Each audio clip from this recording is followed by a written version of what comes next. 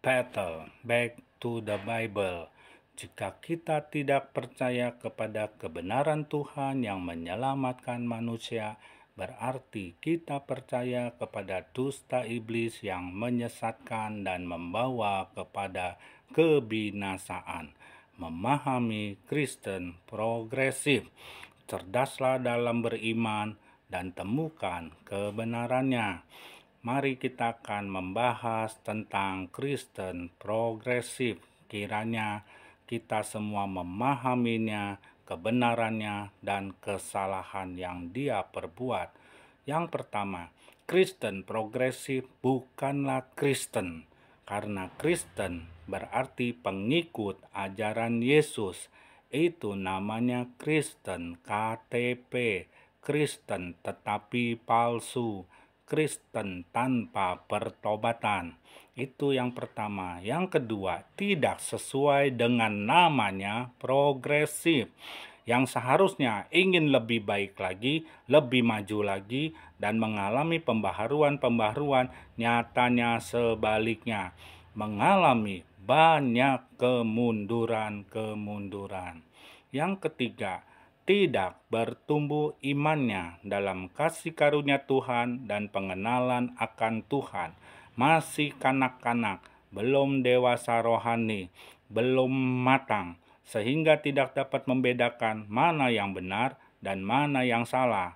Belum pantas jadi guru karena masih harus banyak belajar tentang dasar-dasar kekristenan yang benar.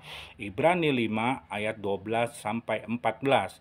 Yang keempat, bukan ajaran dari Tuhan karena pemahaman Alkitabnya dengan logika dan perasaannya yang dijadikan pembenaran. Pembenaran bukanlah kebenaran. Jadi bukan tuntunan Roh Kudus menafsirkan Alkitabnya.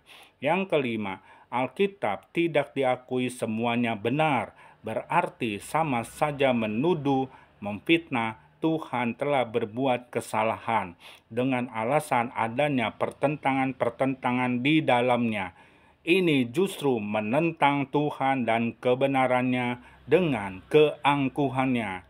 Yang keenam, berusaha menjangkau jiwa dengan cara yang salah supaya dapat diterima semua orang, menjadikan Alkitab serupa dengan dunia sehingga kompromi dosa, bukan menjadi teladan seperti Kristus, menjadi serupa seperti Kristus, tetapi dia menjadi serupa dengan dunia.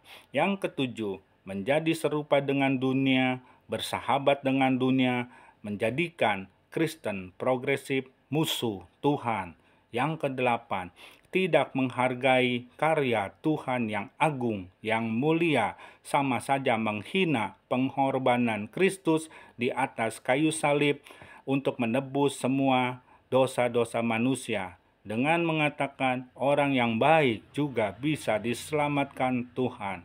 Yang kesembilan, tertipu oleh dusta iblis yang memakai firman Tuhan untuk menyesatkan, memutarbalikkan firman Tuhan dengan dustanya dan tanpa disadari telah menjadi alat iblis untuk menyesatkan banyak orang. Yang kesepuluh, mempermuliakan diri sendiri, bukan Tuhan Yesus yang seharusnya dipermuliakan. Matikan segala perbuatan hawa nafsu daging, kita semakin kecil, Yesus semakin besar. Itulah cara kita untuk mempermuliakan Tuhan. Dia semakin besar, kita semakin kecil. Artinya segala perbuatan daging kita harus mati, disangkal, disalibkan. Back to the Bible. Kiranya semakin cerdas memahami firman Tuhan dan semakin mengenal Tuhan dengan benar. Back to the Bible.